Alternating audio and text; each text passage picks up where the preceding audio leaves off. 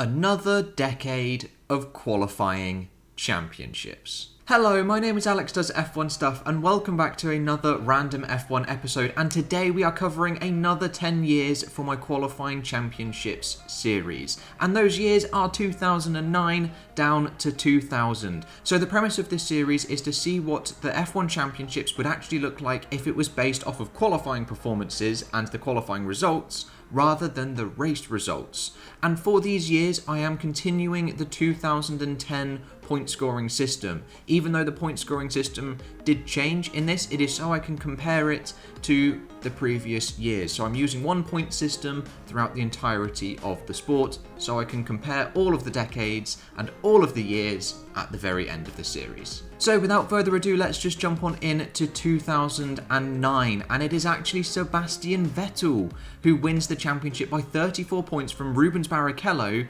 in front of Jenson Button. The overall champion of that year is only third in the qualifying championship.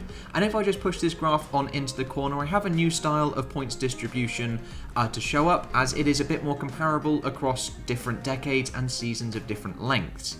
It is the percentage of the overall points for each driver pairing. I have decided to pair up each driver going down the list of the drivers who scored points and work out the percentage of the overall points that year, which I can then give a linear gradient to, and then we can compare it across all seasons. So Sebastian Vettel ended up scoring 15.1%. Just future me interjecting here, that 15.1%, not right. However, I've made the same mistake throughout this entire episode, so the results are still comparable with each other, it's just not quite the percentage I wanted to show.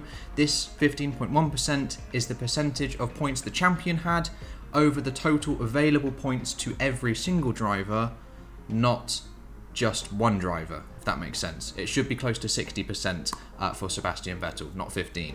But the results are still comparable, as I've made this mistake throughout the entire episode.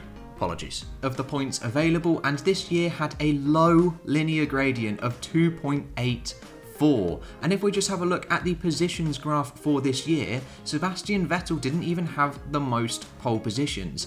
He was actually joint top, with Button and Hamilton sharing 4 pole positions each, Rubens Barrichello on 1, then Webber, Trulli, Alonso and Fisichella also on 1, with 32% of the drivers who raced scoring a pole position and 80% scoring points. And then jumping straight on into 2008, it is Lewis Hamilton who claims yet another title, just 10 points away from Felipe Massa, an extremely close battle throughout the year, with the percentage of points for the driver pairings looking a little bit like this, incredibly steep compared to 2009, with 17.4% of the points going to Lewis Hamilton and a gradient almost doubled of 4.16. And if we just have a look at the positions, we see that Massa actually has a slightly better opening part of the season, but Hamilton has a stronger second half of the season. And if we look at the number of poles across the year, it is joint, 6 apiece for Hamilton and Massa, 2 for Raikkonen, 1 for Kovalainen, Kubica and Vettel in Italy, with 27% of the drivers scoring a pole and 81% scoring points. And then we head to 2007, Hamilton's debut season, and he wins the championship ahead of Fernando Alonso if we went off of qualifying performances. And then pulling up the distribution for the driver pairings, it looks much the same as the previous year. The first 2 pairings are fairly similar, 33 and 31%, but then there is a big steep drop off to the third driver pairing, with 17.4% of the points again going to Lewis Hamilton, and a linear gradient that is even steeper of 4.32. So taking a look at the positions for this year, it is actually Massa again who gets off to an incredible start early on in the season, but it is Lewis Hamilton and Fernando Alonso who have a much better second half of the season, with the number of poles being fairly even, but just across 4 drivers. Massa actually taking 6, with Hamilton taking 5 and Alonso and Raikkonen 3, with only 16% of the drivers scoring a pole. That is abysmal, and only 68% scoring points. That is also incredibly low. And let's now jump to 2006. It is Alonso who takes a championship, just 9 points from Michael Schumacher, with Felipe Massa 3rd, Kimi Raikkonen 4th, and Giancarlo Fisichella in 5th place, with the percentage points for the driver pairings looking a little bit like this. Very, very even compared to the last 2 years we have just looked at, with 14.3% of the points going to Fernando Alonso, 3% lower than the previous years, with a linear gradient again that is much lower, 3.17. And then pulling up the positions graph for this year, we see that Alonso went on a storming run of 5 pole positions in a row from the European Grand Prix to Canada, but Michael Schumacher fights back slightly, but just not quite enough, with 6 pole positions going to Alonso, 3 for Schumacher, Massa and Raikkonen, 1 for Fisichella and 1 for Button, with 22% of the drivers scoring a pole and 70% scoring points. And then moving backwards a year once again to 2005, Alonso once again claims a championship just from Kimi Raikkonen, 4 points in it, even closer than 2006, Jarno Trulli in P3, Fisichella in P4, with Schumacher all the way down in P7, with a points distribution for the driver pairings this year looking a little bit like this. 30% for the top 2, and then a big drop off to the rest of the field, with 15.4% of the overall points going to Alonso, and a linear gradient of 3.44. With the positions table for 2005 looking a bit like this, incredibly even across the year for Alonso and Raikkonen, with the number of pole positions actually benefiting the Finn. 6 for Raikkonen, 5 for Alonso, then 1 for Trulli, 1 for Button, 1 for Montoya, 1 for Michael Schumacher, then 1 for Ralph, and 1 for Heidfeld as well, with 32% of the drivers who raced scoring a pole and 72% scoring points. Then we head to 2004, the Ferrari-dominated years, and it is Michael Schumacher who storms to the championship, 81 points clear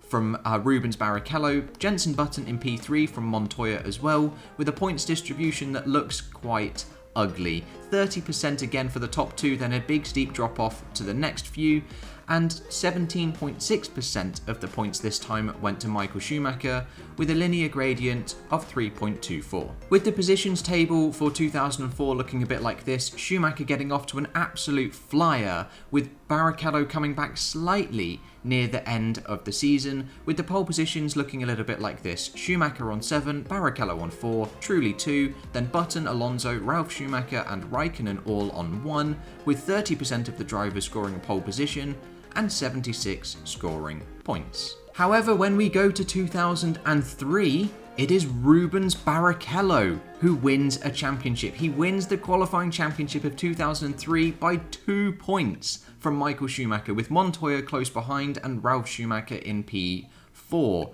with a points distribution that is incredibly even across this year. 28.8 for the top 2, then 23.9, and so on all the way down to 0.1% for the bottom driver pairing, with 14.5% of the points going to the champion Rubens Barrichello, and a linear gradient of 3.27. With the positions table for 2003 looking like this, Barrichello having the consistency over Michael Schumacher as he failed to score points in Japan, which cost him the championship, with the number of pole positions looking a bit like this. Schumacher taking 5 across the year, Barrichello and Ralf Schumacher on 3, Raikkonen and Alonso on 2, and Montoya on 1, with 25% of the drivers who raced scoring a pole and 79% scoring points. Then as we fly into the year 2002, it is Michael Schumacher again who claims another championship, 52 points clear from Montoya, with Barrichello in P3 and Ralph in P4, with a points distribution that looks a little something like this. 36.9% of the points available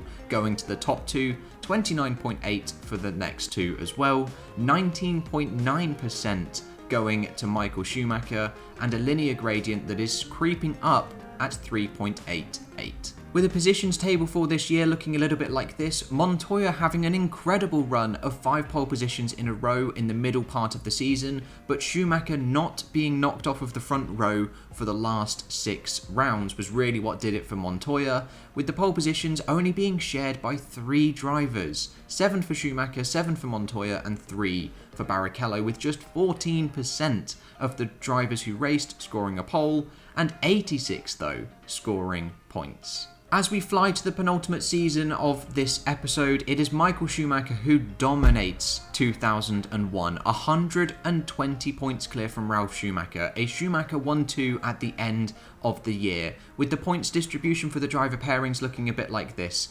Incredibly steep drop off from the first two to the second two, with 21.3% of the points going to Michael Schumacher and a very steep gradient of 4.34, with the positions for this year looking a bit like this. Schumacher not being on the front row for just 4 races this year, taking an incredible 11 pole positions, 3 for Montoya, 2 for Coulthard and 1 for Ralf Schumacher, showing that even with little pole positions, you can still finish high up in the championship, with 15% scoring a pole and 65% of the drivers who raced scoring points. And heading into the last year of this episode, the year 2000, it is Michael Schumacher who once again claims the championship, 43 points clear from Mika Häkkinen with Coulthard in third, with the points distribution for this year's driver pairings being the steepest yet so far. 37.4% of the points available going to the top two and 28.3% for the second two, with 20% of the points going to Schumacher and a linear gradient that isn't the steepest, but still pretty steep at 3.7, with the final positions table looking a bit like this. Häkkinen getting off to a good start of the year with 3 pole positions in a row, but Schumacher dominating in the last 2/3, taking an astonishing 9 pole positions throughout this year, 5 for Häkkinen, 2 for Coulthard and 1 for Barrichello, with 17% of the drivers scoring a pole and 83% scoring points. And there we have it. There is the second decade of this series covered, covering 2009 all the way down to 2000. I just have one more graph to show you though, which just puts each of these years in order. 2009 was the best season, and then all the way down to 2001, which was the worst season of this decade for the qualifying championships. But that is all I've got for you today, guys. I hope you have enjoyed, and I will catch you in the next episode with whatever and whenever I decide to make it. I'll see you guys then.